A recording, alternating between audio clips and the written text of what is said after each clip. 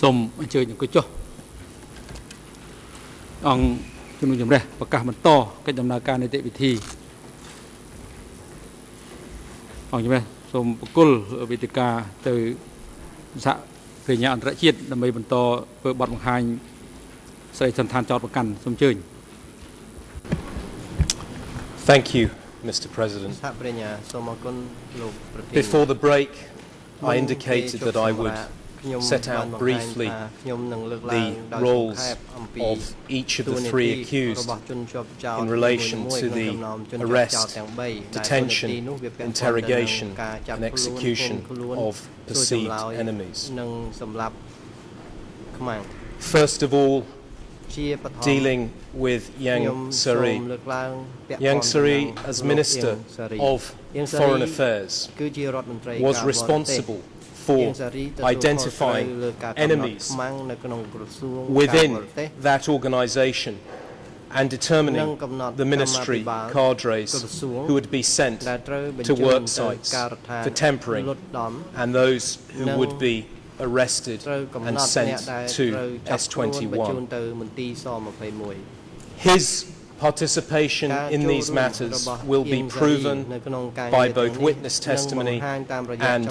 documentary evidence. As S21 Chairman Deutsch has explained, each organisation head was involved when cadre from their organisation were implicated as potential traitors in confessions obtained by S21 interrogators. Deutsch would first send such confessions to Son Sen or Nguyen Chia, and they would forward a copy of the confession or list of the implicated cadre to the relevant organisation heads. A joint decision on the persons to be arrested would then be made by Nguyen Chia, Son Sen and the Standing Committee together with the respective organisation head. Pursuant to this standing operating procedure, confessions that implicated Ministry of Foreign Affairs cadre, former diplomats or other persons that fell under Yang Sari's responsibility, such as returning intellectuals, were routinely sent to Yang Sari for his review and advice. Yang Sari's receipt of S21 confessions has been confirmed by trial witness TCW 564. This testimony is corroborated by a number of S21 confessions that contain handwritten annotations indicating they were sent to Comrade Van, Yang Sari's alias, such as this confession of the former DK ambassador to Laos, Mia Touch. He entered S21 on 20 November 1977 and was executed 4 months later on 31st March 1978. Other former cadre from the Ministry of Foreign Affairs will also implicate Yang Sari in this process.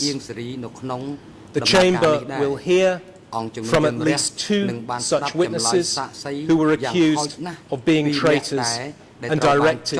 by Yang Sari to write biographies. The biography of one of those cadre, trial witness TCW 724, starts with the statement, "Our comrade in charge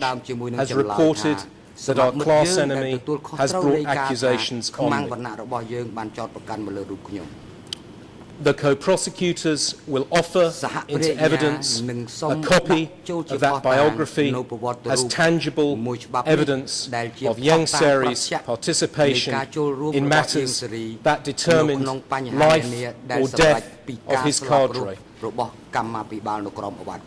You will also hear how, in a few select cases, Yang Seri protected members of his staff from arrest. Persons who were his friends or whom he had known since his days as a student in France. If you accept that Yang Seri tried to save lives, that is a matter for which he should be given credit. But ultimately, the real significance of this evidence is that it proves that Yang Seri did have authority and the power to control who could be arrested and who would not be arrested. This fact removes any doubt that he bears criminal responsibility for the 200 other former employees, diplomats, returning intellectuals and family members who were arrested and smashed at S21.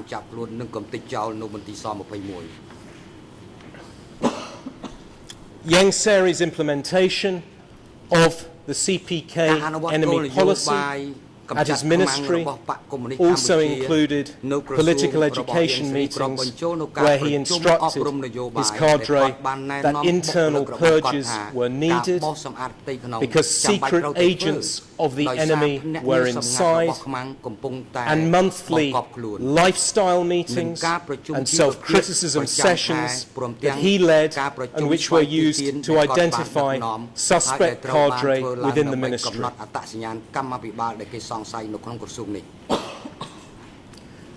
An internal document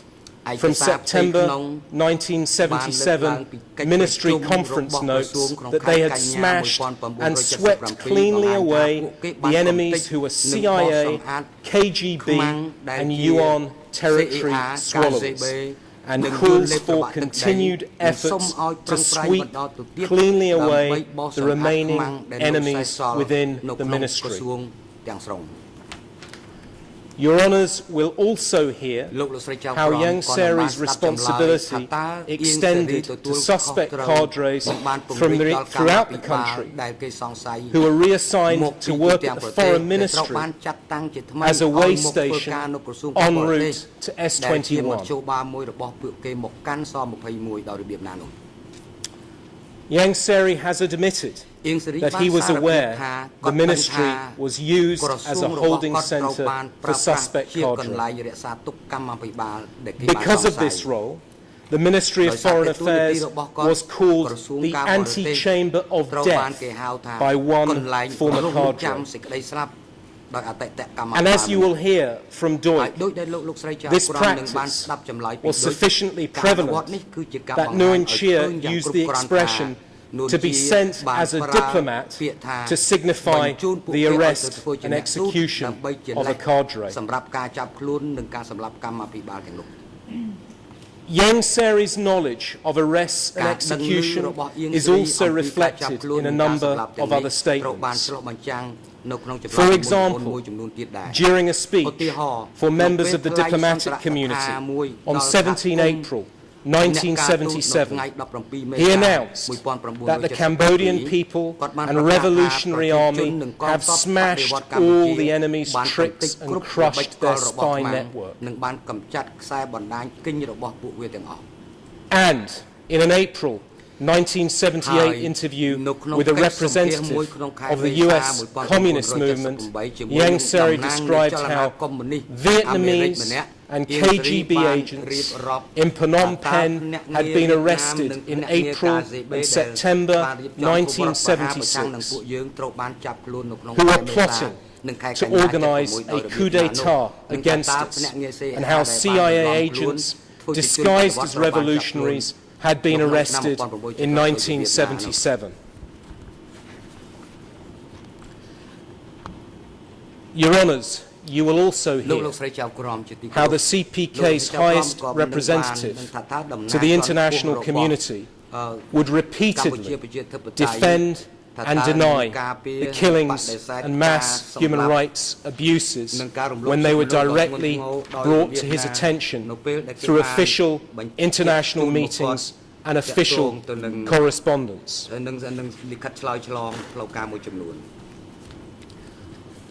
One of those reports, issued on the 14th of August 1978, pursuant to the 31st session of the Human Rights Council Subcommission on the Prevention of Discrimination and Protection of Minorities of the United Nations, of course,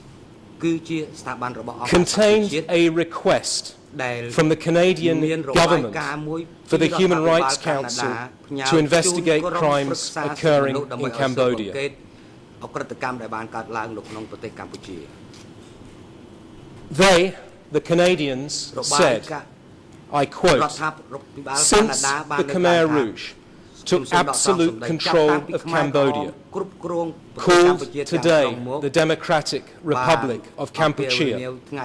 the entire world has been horrified.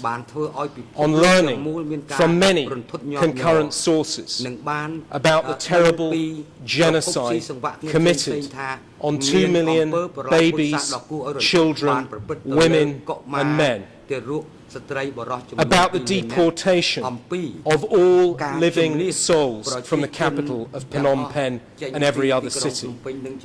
with no exception made for dying persons confined to hospitals, and about the fact that the government, calling itself the Communist Party of Democratic Kampuchea, has used children to shoot those who were executed. For these reasons, all members of the Canadian Parliament expressed their horror at that genocide, which is one of the worst crimes in the history of mankind, and urge the government of Democratic Kampuchea to stop that inconceivable bloodbath, and the Prime Minister, Pol Pot, to accede immediately to the resolutions voted with the support of Canada on March 8, 1978. At the 5th session of the United Nations Commission on Human Rights, sitting in Geneva. And finally, ask all parliamentarians and governments which maintain relations with our country to protest against that slaughter which has astounded the entire world.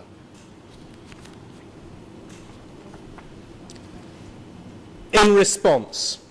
a month after this report was produced, on 16 September 1978, Yang Seri sent an official telegram stating, I quote, "We reject the subcommission decision as impudent interference in internal affairs of Democratic Kampuchea. By that decision, subcommission supports the activities of traitors to their country and the maneuvers of American imperialists and their partisans who, after committing immeasurable crimes against the people of Kampuchea, more than 1 million inhabitants of Kampuchea, and destroying 80% of Kampuchea, continue to defame Democratic Kampuchea to whitewash their crimes. As in the past, people and government of Democratic Kampuchea will make mincemeat of any criminal maneuvers of the imperialists and their partisans. They will not tolerate any affront to the sovereignty of Kampuchea." End of quote. Earlier, on 13 June 1978, Yang Seri responded to similar damning reports, tabled at the 31st session of the Human Rights Council of the United Nations regarding human rights abuses in Cambodia. In a note which Yang Seri sent to the United Nations Secretary General, which was disseminated to the UN and all member states, he stated, I quote, "The propaganda machine of the imperialists, expansionists and annexationists has raised what it calls the human rights issue in its slander and denigration of democratic Kampuchea. The infamous calumny against the people of Kampuchea is no new development and did not take by surprise the people and government of democratic Kampuchea." Your Honours, by this and many other statements made by Yang Seri to the international community during the period of democratic Kampuchea, it is clear that he was well aware of the crimes that were being committed in this country. Next, I will move on to specifically address Khieu Samphan. While virtually every other person who lived in democratic Kampuchea was aware of the constant arrests and disappearance of people around them, Khieu Samphan has claimed in his statements to the co-investigating judges that he was not aware of any arrests during the democratic Kampuchea period and only learned of such matters after January 1979. This, Your Honours, is a falsehood and it defies belief, and it's refuted by overwhelming evidence to the contrary. Much of that evidence I have already discussed. There are minutes of the 8 March 1976 Standing Committee meeting that record Khieu Samphan's presence for a discussion regarding arrests of enemies in the North Zone and the measures to be taken against those persons. There are numerous telegrams and reports that were sent to Khieu Samphan at Office 870 describing arrests, interrogations and executions. But there is more. Khieu Samphan has admitted that he and Siawasi, alias Dun, were the sole members of the political office of 870, also called the Office 870 Committee. Like Khieu Samphan, Dun was a regular attendee at standing committee meetings. Their office's responsibility included monitoring the implementation of CPK policy and the distribution of goods and supplies to DK organisations throughout the country.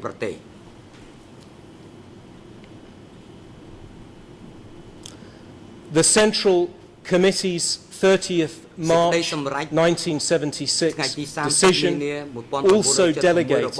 to this Central Office Committee the authority to smash people surrounding the Centre Office.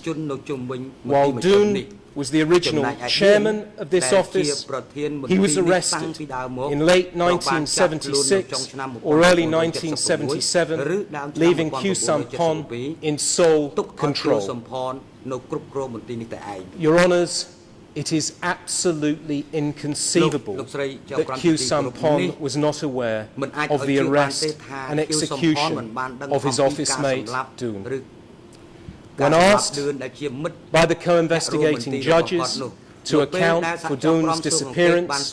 during the final 2 years of the DK regime, the only explanation Khieu Samphan could offer was that Dun travelled quite a lot. And while Khieu Samphan suggests that Dun's replacement may have been a senior cadre named Chim Sam Ok, alias Pang, The evidence shows that Pang himself was arrested and killed at S21 as part of the internal purges ordered by the party centre. Your Honours, not only was Khieu Samphan aware of these arrests, but a witness has described how he informed cadre during a political indoctrination session that Pang had been arrested for being a Vietnamese spy.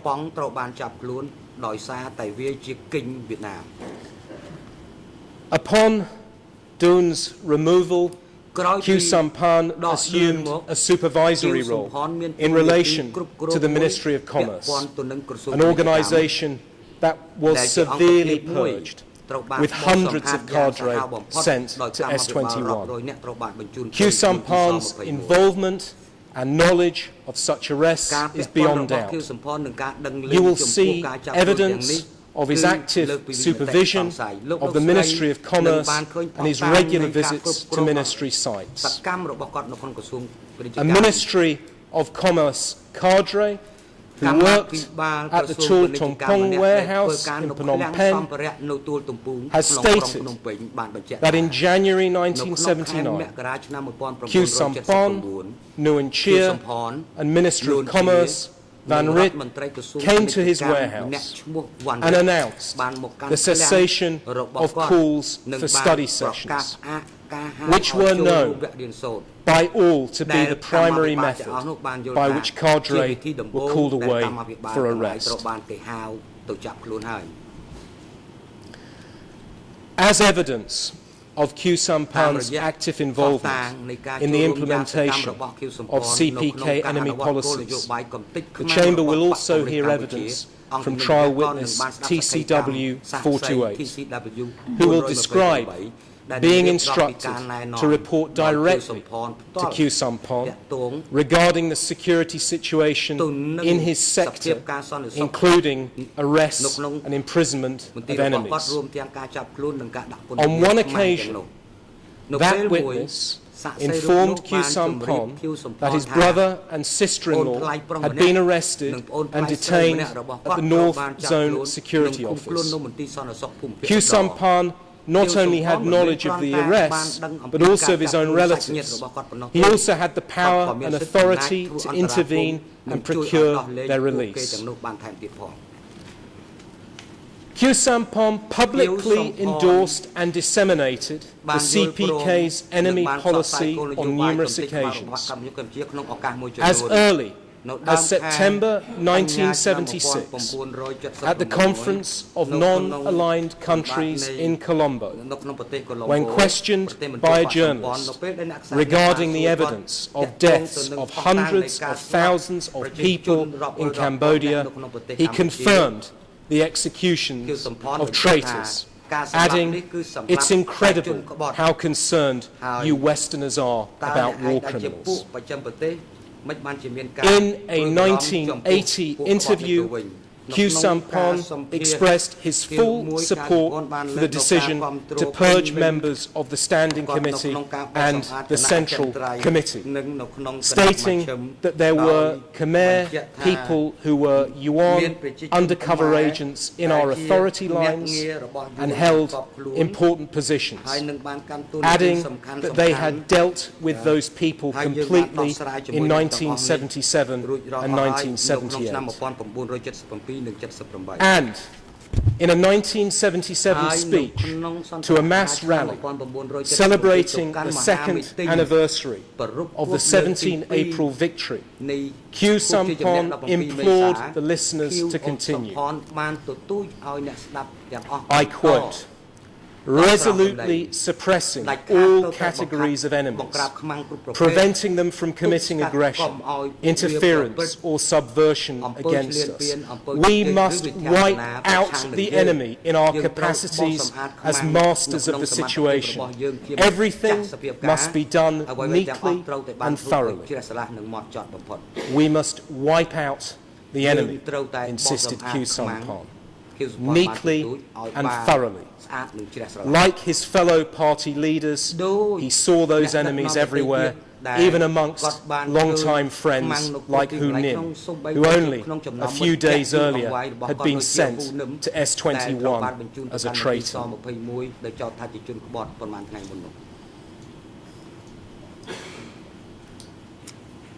Next, I will address Nuon Chea. Nuon Chea's participation in the arrests and executions of enemies is also established beyond any question from an abundance of evidence that will be presented to this chamber. As the CPK leader responsible for party affairs, Nuon Chea was directly involved in the discipline and purges of party cadres. As a member of the party's military committee, he was involved in security issues throughout the country. The role played by Nuon Chea at S21 will be central to this case.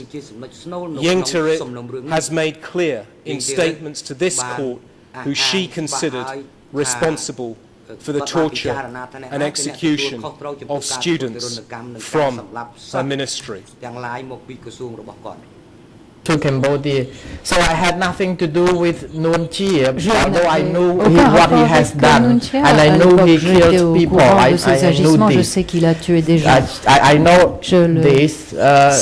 I know how many people died and who killed those people. I am knowledgeable. So the students who came with me, les étudiants qui sont venus avec moi, they are university graduates from Russia, from Moscow, from de Russie, Prague, de Moscou, de Prague. Des personnes donc qui avaient fait des études from France. Ils venaient également de so France. when I came, they came with me and stayed, lived in Phnom Penh with me. And at the beginning of everything, when my students were arrested and executed, done by Nuon Chea, and they took them in a tract and ils ont été emmenés en executed. camion et exécutés. And just to be clear, this statement, Your Honours, was made in February 2009. 8 months later, she was declared fit by the two experts, Dr. Brinded and Dr. Carr. Nuon Chea's role at S21 will be testified to in depth by its former chairman, Duik. He will describe orders provided by Nuon Chea relating to arrests, interrogations and executions at S21. Specific orders from Nuon Chea that Duik recalls include the mass execution of 300 prisoners from the ESO, the execution of fellow standing committee member Vaughan Vett, and the execution of a group of foreigners held at S21, whom Nuon Chea ordered to be burned to death using car ties. Duik operated pursuant to a general order that all persons sent to S21 were to be killed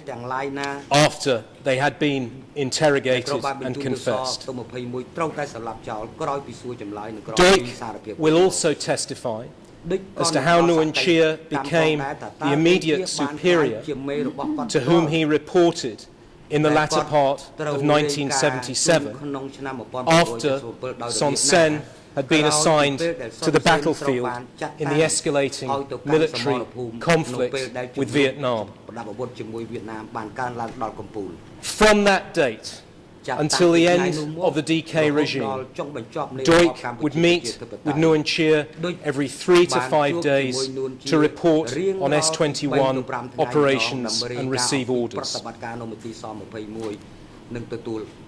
Duik has described how the most significant function of S21 was to provide confessions to the Standing Committee, which were then used to make decisions on the arrests of persons implicated in those documents. Duch will testify that he would send such confessions to Nuon Chea, who in turn would forward them to the heads of the organisation of the implicated cadres, after which a joint decision would be made on who was to be arrested. Duch's testimony regarding these procedures will be corroborated by the testimony of other witnesses, as well as by the confessions themselves. Trial witness TCW 617 has confirmed to the co-investigating judges that he came to Duch's house to receive S21 confessions and would then deliver those documents to Nuon Chea. The co-prosecutors will introduce into evidence a total of over 50 confessions that contain an annotation by Son Sen or Duch indicating that the document had been sent to Nuon Chea or that contain Nuon Chea's handwriting. As you will hear in the following video clip, the accused himself has admitted receiving so many confessions that he was unable to read them all.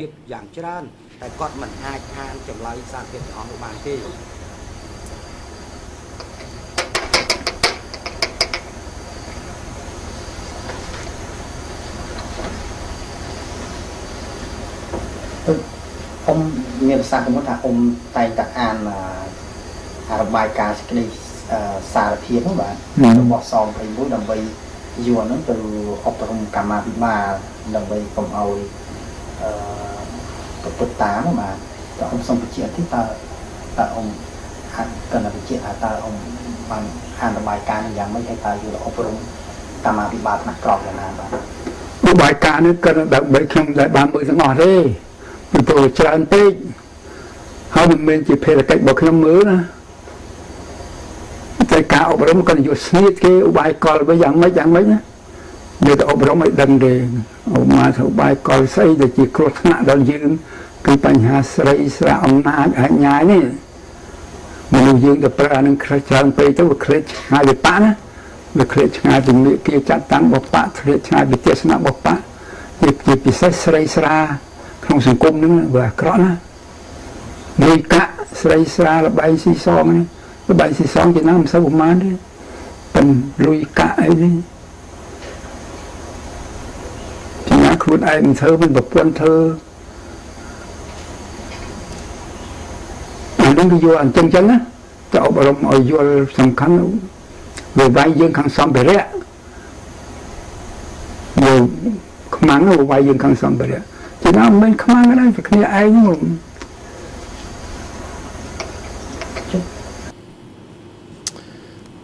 Your Honours will also see on the cover pages the confessions to which I referred annotations reflecting how copies were sent to the heads of the organisations of the cadre who'd been implicated in the confession. Those annotations will show such confessions being sent to zones, sectors, military divisions and ministries throughout the country. And you will hear testimony from a number of the regional cadre who confirm that they received confessions from the party centre and that they were used to arrest local cadre in their areas. Nuon Chea's knowledge and intent relating to the CPK enemy policy is evidenced by many statements he's made during and since the DK period. For example, in a July 1978 speech to a visiting delegation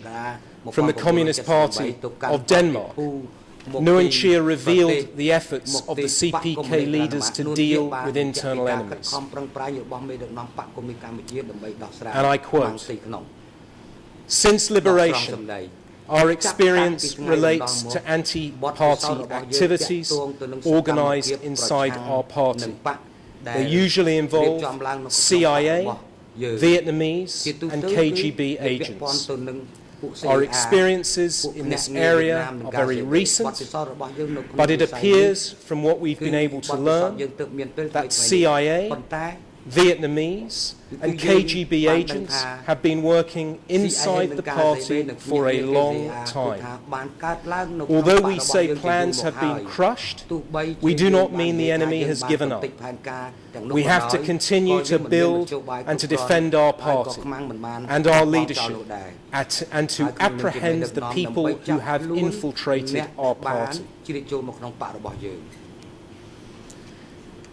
In a 2005 interview, Nguyen Chia stated that, I quote, "We killed only the bad people," end quote,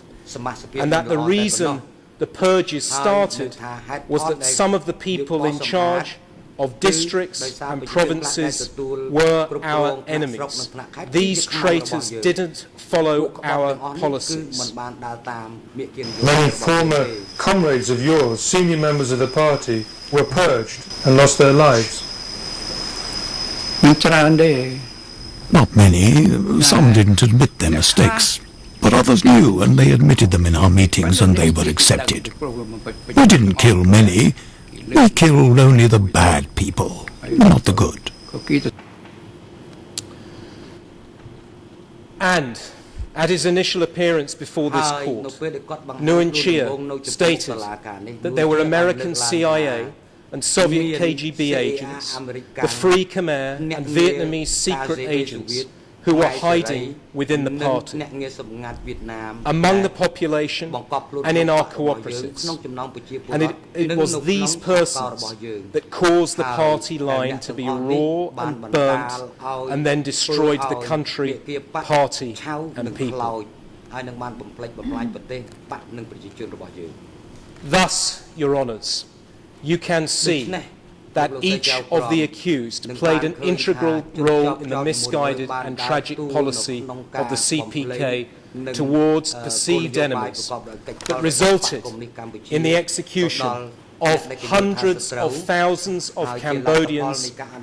and this, of course, is the principal reason that this court was formed and why we are here today. If I could now move to the next policy, policy number 4 within the Joint Criminal Enterprise, targeting of the Cham, Vietnamese and Buddhists.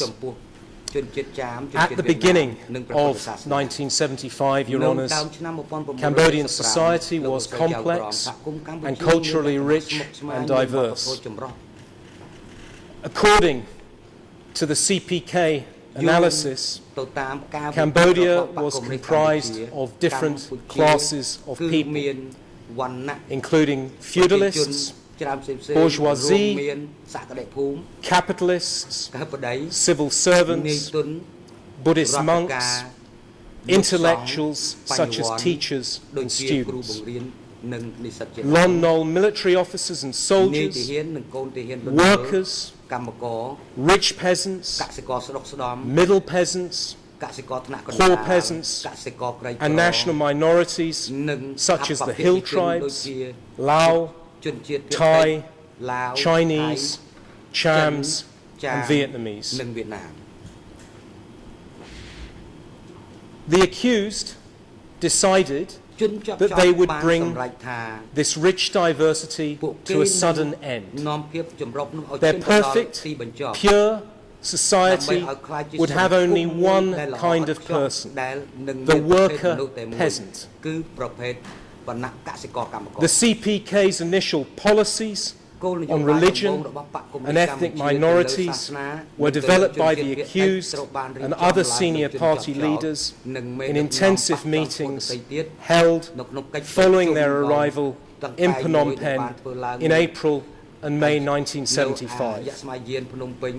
at locations such as the railway station and the Prayer Kev Temple, also known as the Silver Pagoda. Nguyen Chia, Yang Seri and Khieu Samphan were each present for those policy meetings, with Nguyen Chia serving as the leader of the discussion groups. As Madam Chia Liang stated yesterday, the decisions made by the accused at those meetings were communicated to zone, sector, district and military leaders from throughout the country at a mass meeting that started on the 20th of May 1975 and continued for 6 days. Pol Pot and Nuon Chea presented the party policies that were to be implemented, with Nuon Chea doing most of the presentations. In addition to the policies on cooperatives and enemies that I've already discussed, the CPK leaders provided specific instructions both on religion and the treatment of the minorities in this country. With respect to the Buddhist religion, Pol Pot and Nuon Chea instructed the party cadre that they were to close all pagodas and defrock all monks. They stated that monks were a special class that were to be wiped out and that Watts would not be allowed. Following the meeting, district and sector secretaries returned to their respective regions and informed local cadre and monks of the party policy requiring the monks to disrobe and leave their pagodas. Your Honours, those monks who refused were killed. Buddhism was reviewed by CPK leaders as archaic superstition contrary to party ideology and policies. The CPK branded Buddhist monks as leeches, blood-sucking parasitic worms, and feudalists who sucked the blood of the people, and to ensure that there was no doubt that Buddhism was to be eradicated from Cambodia, the CPK leaders converted temples, places of peace and worship and contemplation to security offices used for torture and execution.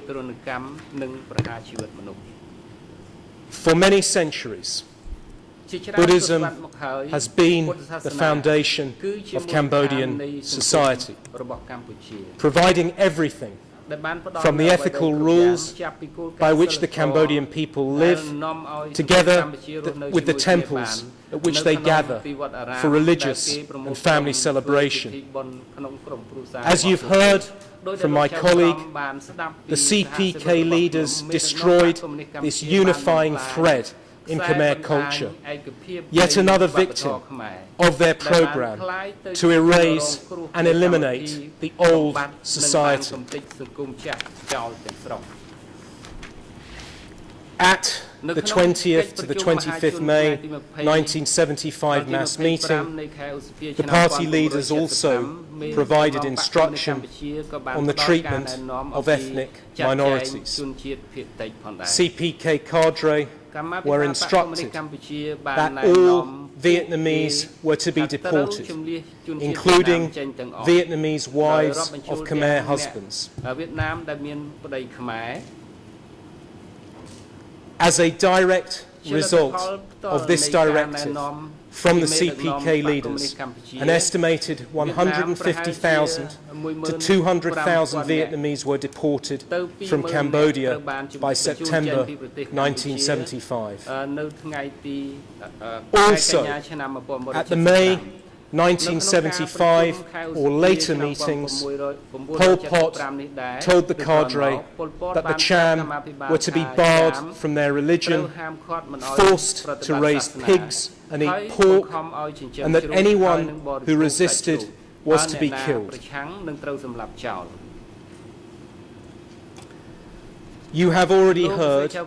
from Madam Chia Liang regarding the horrific crimes that ensued against the Cham and Vietnamese during the DK period, and the evidence that this was part of a systematic plan of genocide formed by the CPK leaders. Incitement used by the party leaders in 1978 issues of revolutionary flag to direct the elimination of the remaining Vietnamese in the country, commending the quick burning flames of national and class hatred that had been transformed into a great mass movement, to smash and sweep cleanly away Yuan enemies who stink to high heaven and are degradingly despised as nothing. I will add some further remarks here regarding these crimes of genocide. First, I would direct Your Honour's attention to two contemporaneous documents from the DK period that prove beyond any doubt that it was the party centre leaders who controlled and directed the actions taken against the Cham and Vietnamese groups. First is the 30 November 1975 telegram sent by the Secretary of the East Zone to Pol Pot, copied to Nguyen Chia regarding the removal of 50,000 Cham from the East Zone. It specifically references the instructions of the organisation that had been provided at a previous meeting. Let me quote: "The view decided at the meeting stipulated that Islamic brothers and sisters were not to be sent into Crouche, whereas the Northwest and the North had to accept them in order to split up Islamic people and separate them from the length of the Mekong River so as to ameliorate the atmosphere some. In principle, their removal was to break them up in accordance with your views in your discussions with us already." End quote. Similarly, in this 17 May 1978 report to Office 870, the Secretary of the North-West Zone asks what Angkar 870 has decided to do with Yuan elements who have Cambodian husbands, the Cambodians who have Yuan wives, and the mixed race Yuan children. You heard earlier today about the implementation of a specific CPK policy in Svay Rieng and Prey Veng provinces in relation to the executions of ethnically mixed families. Also, in 1978, the CPK leaders began to incite RAK troops with a 30 against 1 slogan. At first, this policy was disseminated in private directly to RAK soldiers. Then the CPK began to broadcast it publicly on their national radio station. The following is a quote from one of those broadcasts, and I quote: "In terms of numbers, one of us had to kill 30 Vietnamese. For this reason,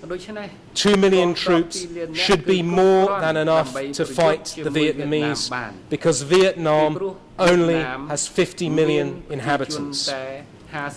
We do not need 8 million people. We need only 2 million troops to crush 50 million Vietnamese." End quote. Simply put, Your Honours,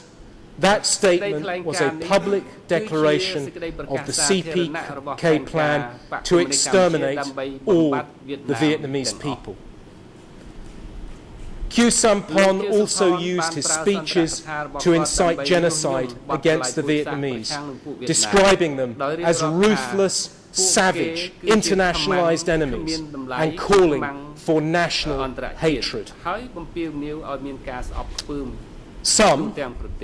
have questioned whether the mass executions of the Vietnamese and Cham communities were genocide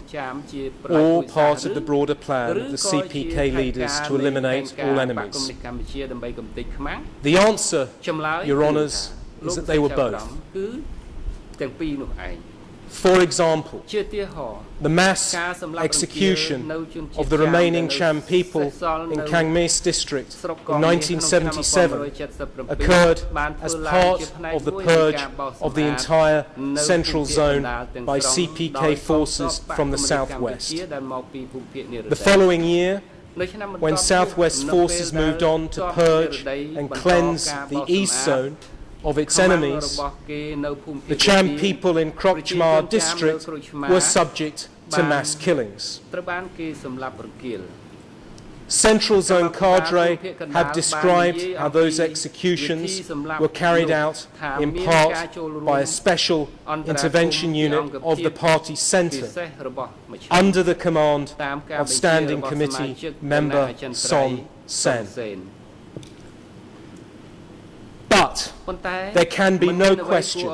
that during these purges, the Cham were not treated the same as other potential enemies. The CPK did not check biographies of the Cham to determine if they were part of the wrong class. They did not limit their arrests to Cham who'd been implicated as possible traitors in confessions of others. When Cham were arrested, they were not subject to interrogation to determine whether they were enemies of the CPK or to uncover networks of traitors with whom they associated. The Cham, all of them, were simply rounded up, taken to sites like Wat O Trao Kum and immediately executed. Because the directive from the CPK leaders was that if you were Cham, you were an enemy. Full stop. When you hear the testimony of the survivors and other witnesses, there will be no question. This was genocide. The last policy, policy number 5, was the regulation of marriage. The assault of the CPK leaders upon the personal dignity and freedom of Cambodians went so far as to include the power to decide who would marry whom. A woman named Tuk Sithan was a pharmacy manager for the Ministry of Social Affairs. The Deputy Minister of Social Affairs, Sin Phal Kun, alias Su, directed that Sithan would marry a man named Pen Vasat. Sithan did not want to marry Vasai, but Yang Tirit pushed her into doing it. Sithan tried her best to make the marriage work, and soon came to love her husband. Then, in late March 1978, Nuon Chia called for the arrest of Sithan's husband. Yang Tirit agreed with Nuon Chia that he was an enemy and should be taken away. 2 weeks later, Yang Tirit summoned Sithan and read to her from Vasai's S21 confession. When Sithan protested that she did not believe the accusations against her husband, Yang Tirit responded angrily, asking her, "Don't you trust Angkar?" This was the impossible dilemma presented again and again to Cambodians in the CPK's utopian nightmare. Who do you trust? Your loved one or the party? The wrong answer to that question was invariably fatal. The photograph that you see in front of you on the screen now is of a young woman named Hut Bopana. This photograph has come to exemplify around the world the human pity of the victims of the Khmer Rouge. Bopana was executed at S21. The acclaimed Cambodian filmmaker Ritipan made a film about her story entitled Bopana, A Cambodian Tragedy. That film now shows twice daily at the Tuol Sleng Museum. The renowned journalist Elizabeth Becker has also written a book about Hut Bopana entitled Finding Bopana. What was the treasonous act committed by Bopana for which she was interrogated and tortured for months at S21 and then bludgeoned to death by CPK cadres? Your Honour, Bopana's crime was to fall in love without receiving the permission of the accused. For the CPK, love that was unauthorized by Angkar was a waste of time and a betrayal of the mandatory love for the party, and it was punishable by death. Your Honours heard yesterday from Madam Chia Liang about forced marriage during the DK regime. It is plain from the systematic implementation of forced marriages by CPK cadres in all DK organisations, in every part of the country, that this was a policy centrally directed by the accused and other CPK leaders. This will also be proven to Your Honours by witness testimony and documentary evidence.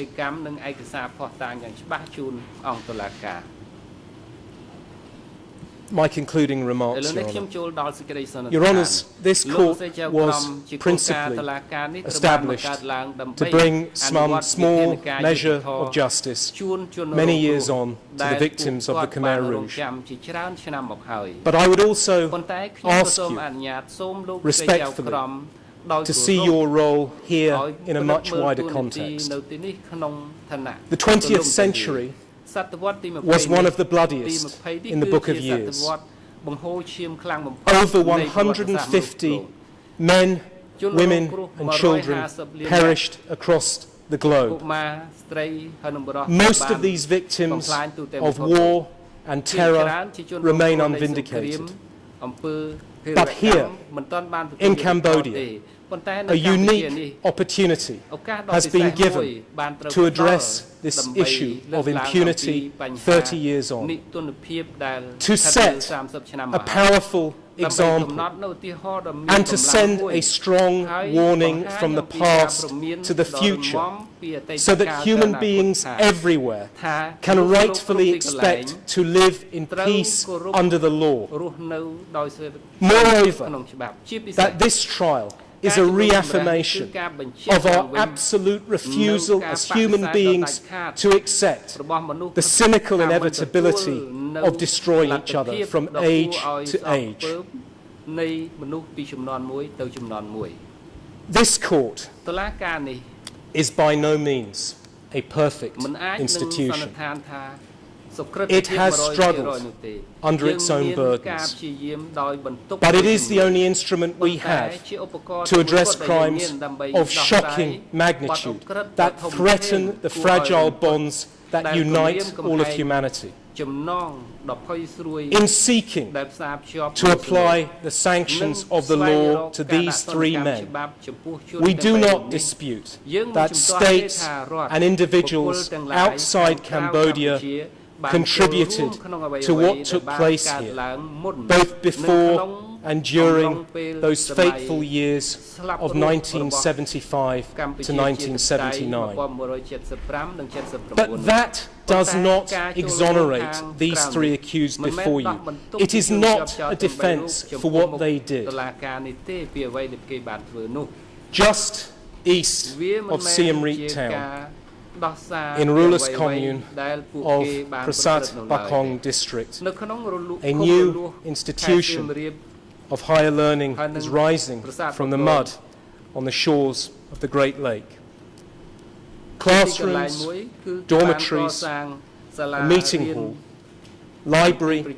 computer centre are all under construction and will soon give poor children in Siem Reap the education they need, affording them the opportunities that we all deserve as human beings. This place, Bakong Technical College, is the vision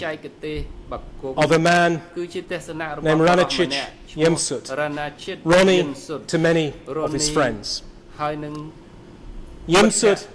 has a particular attachment to Siem Reap. On the 31st of December 1977, his entire extended family, men, women, children, grandparents, aunts,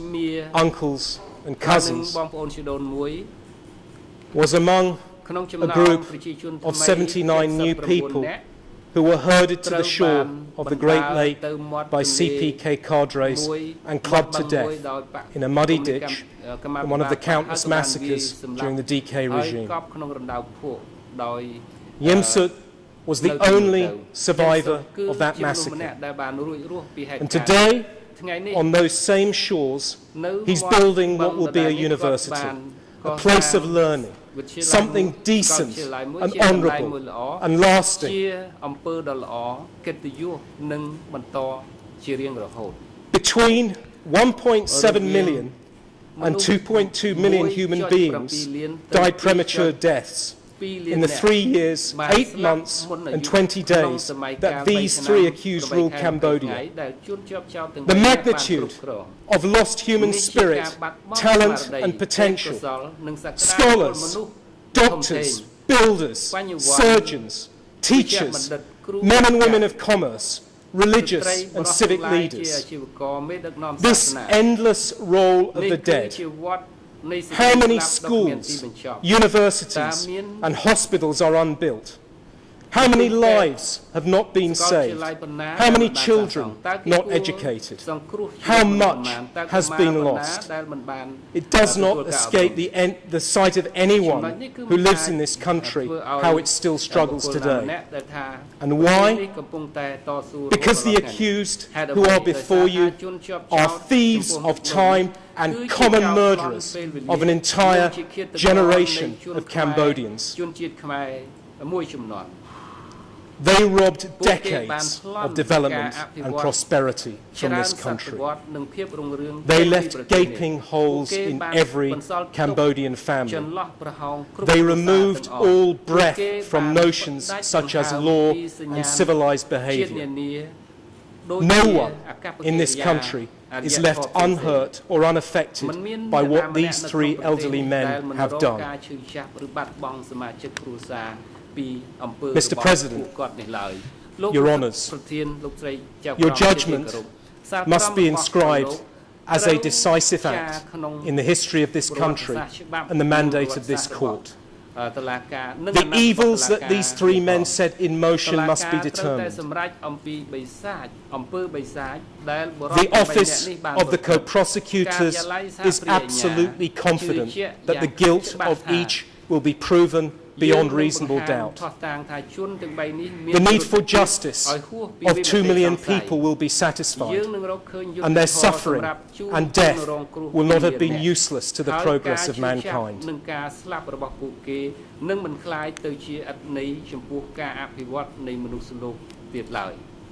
Thank you, Mr. President. Thank you, Your Honours.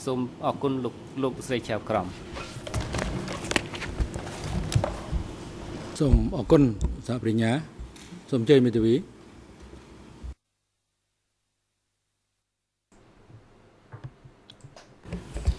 សូមគ្រប់លោកចៅក្រមប្រធានសូមគ្រប់លោកលោកស្រីចៅក្រមខ្ញុំមានចំណុច2ចង់លើកពេលនេះចំណុចទី1ចង់សូមឲ្យលោកចៅក្រមប្រធានជួយបញ្ជាក់ថាតើពេលណាដែល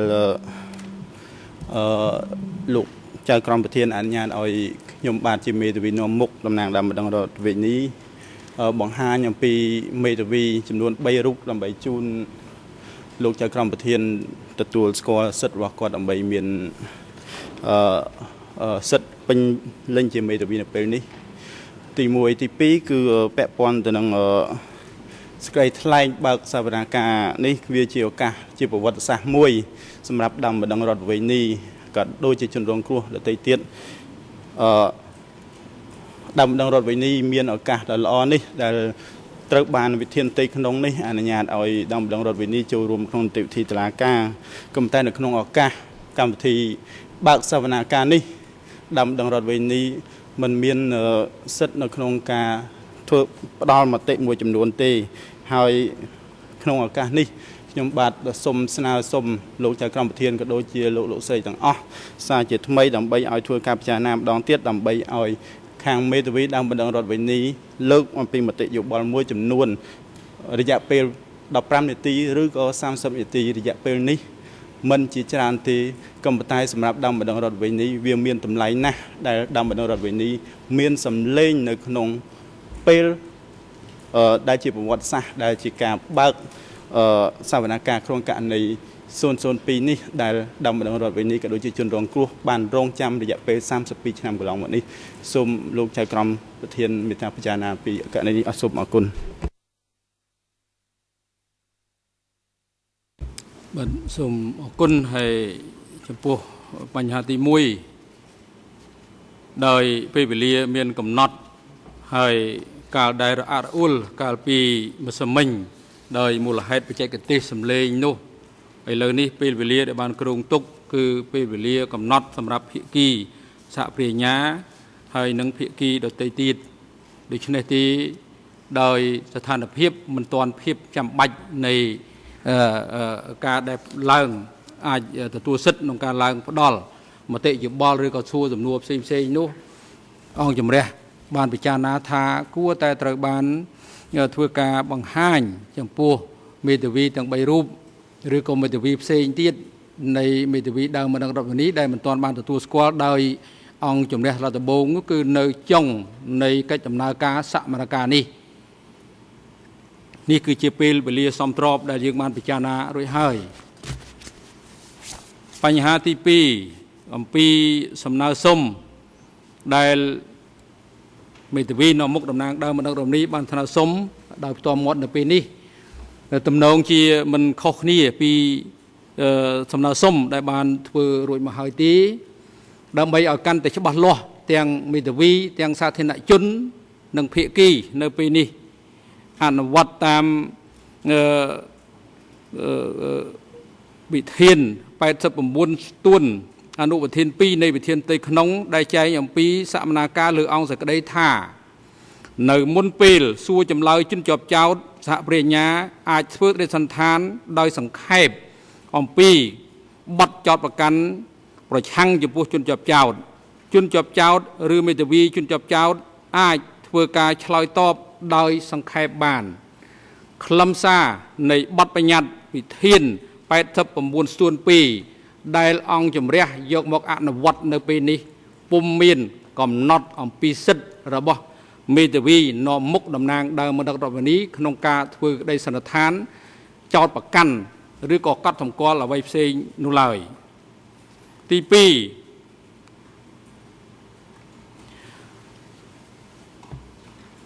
អង្គជំរះសាលាដំបងបានបញ្ជាក់យ៉ាងច្បាស់លាស់នៅក្នុងឯកសារលេខ E131 ចុះថ្ងៃទី18ខែតុលាឆ្នាំ2011របស់ខ្លួនស្តីពីដោយការកំណត់ការបរិច្ឆេទនៃការធ្វើកិច្ចសន្និដ្ឋានចោទប្រកាន់និងសកម្មភាពលើអង្គសេចក្តីនៃសំណុំរឿង002ថាអនុលោមតាមវិធាន89ស្ទួននៃវិធានផ្ទៃក្នុងអង្គជំរះសាលាដំបងកត់សម្គាល់ឃើញថាសេចក្តីសន្និដ្ឋានចោទប្រកាន់របស់សហមេធាវីនាំមុខឬចម្លើយតបណាមួយទៅនឹងសេចក្តីសន្និដ្ឋានផ្សេង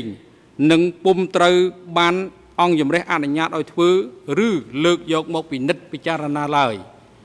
ផ្អែកលើសំណើជាលេខអក្សរចុះថ្ងៃទី14ខែវិច្ឆិកាឆ្នាំ2011សហមេធាវីនាំមុខតំណាងដើមបណ្ដឹងរដ្ឋវិនីបានដាក់សំណើសុំដូចគ្នានេះមកអង្គជំរះបានឆ្លើយតបរួចហើយតាមលិខិតលេខ E131/4/1 ចុះថ្ងៃទី15ខែវិច្ឆិកាឆ្នាំ2011ថាអង្គជំរះសូមបញ្ជាក់ថា ពុំមានមូលដ្ឋានកតិយុត្តណាមួយក្នុងក្របខ័ណ្ឌកតិយុត្តនៃអង្គជំរះវិសាមញ្ញក្នុងតុលាការកម្ពុជាអនុញ្ញាតឲ្យសហមេធាវីនាំមុខតំណាងដើមបណ្ដឹងរដ្ឋវិនីអាចធ្វើតាមសំណើរបស់ខ្លួនឡើយទោះបីក្នុងរូបភាពណាក៏ដោយអាស្រ័យហេតុនេះអង្គជំរះបដិសេធនៅសំណើសុំរបស់មេធាវីនាំមុខតំណាងដើមបណ្ដឹងរដ្ឋវិនីនៅពេលនេះឥឡូវនេះដល់ពេលត្រូវសម្រាប់ពិសាថ្ងៃត្រង់ហើយអង្គជំរះតារាដំបងសូមប្រកាសសម្រាប់ដើម្បីពិសាថ្ងៃត្រង់ហើយចាប់ពីពេលនេះទៅរហូតដល់ម៉ោង 13:30 នាទីបុគ្គលភាគីនិងសាធារណជនសូមអញ្ជើញចូលមកកាន់ទីកន្លែងរៀងៗខ្លួនវិញឲ្យបានមុនម៉ោង 13:30 នាទីរសៀលនេះដើម្បីបន្តកិច្ចដំណើរការនីតិវិធីសូមអញ្ជើញសម្រាប់ចុះហើយប្រកបឲ្យអនុរិយមន្ត្រីឃុំឃាំងនាំជនជាប់ចោតទាំង3រូបត្រឡប់ទៅបន្ទប់រងចាំហើយនឹងឲ្យនាំគាត់មកកាន់សាលសកម្មការវិញនៅរសៀលនេះឲ្យបានមុនម៉ោង 13:30 នាទី